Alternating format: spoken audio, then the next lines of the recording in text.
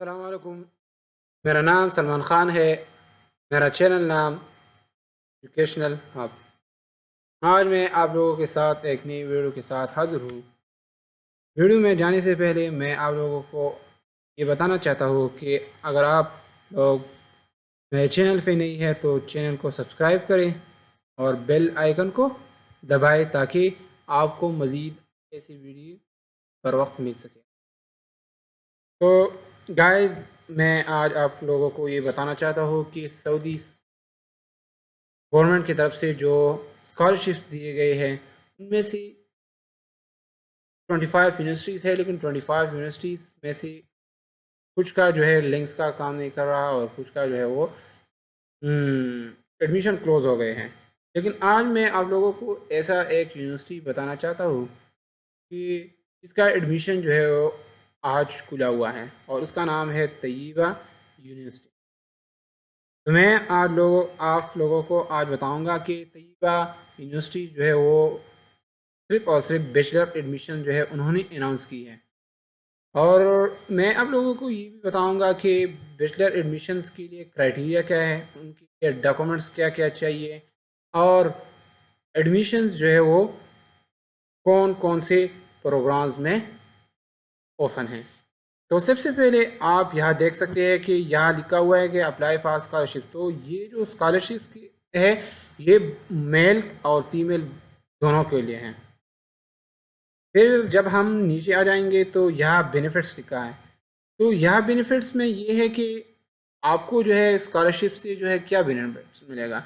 तो स्कॉलरशिप से आपको जो है वो फुल ट्यूशन फ़ीस, यानी जो यूनिवर्सिटीज़ का जो ट्यूशन फ़ीस होता है सेमेस्टर का, आमतौर पर बैचलर में सेमेस्टर्स होते हैं तो उन सेमेस्टर का जो फीस होता है वो माफ़ हो जाएगा। वो क्या हो जाएगा? माफ़ हो जाएगा। उसके बाद जो है आप लोगों का जो मंथली सैलरीज हैं, मतलब मंथली सैलरी का मतलब ये है कि आप लोगों की के साथ साथ आपको मंथली इनकम भी दिया जाएगा।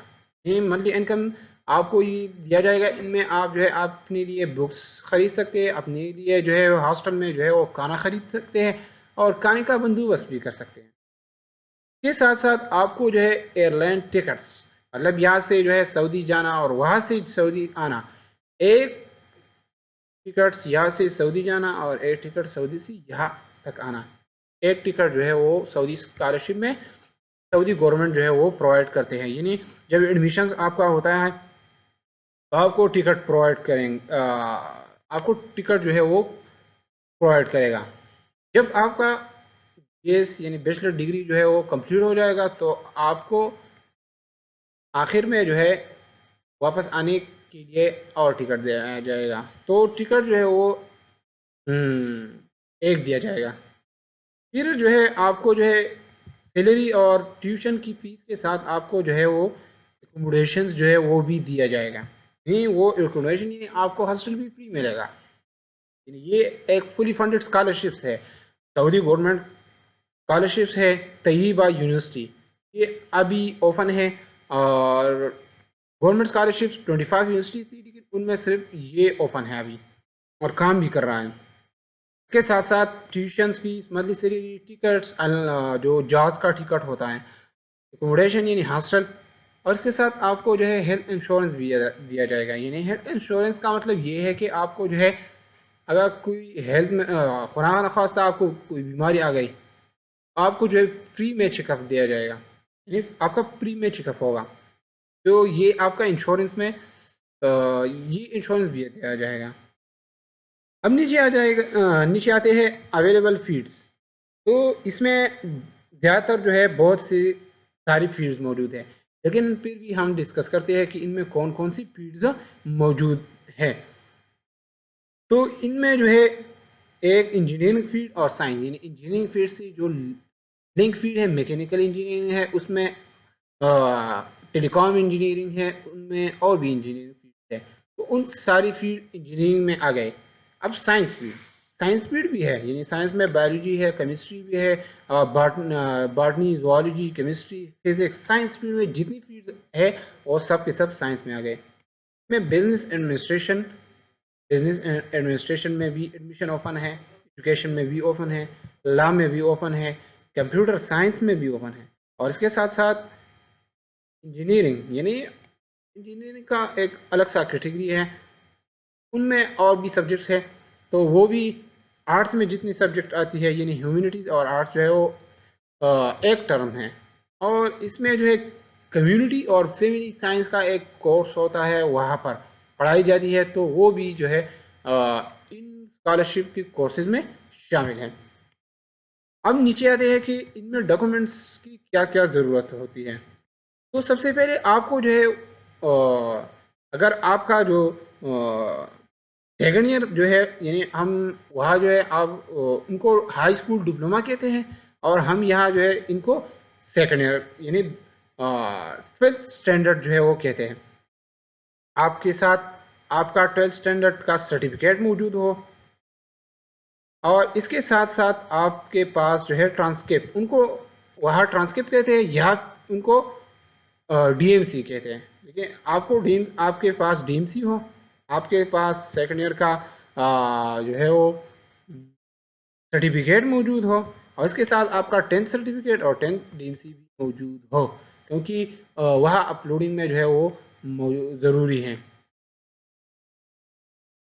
अब हम नीचे आते हैं कि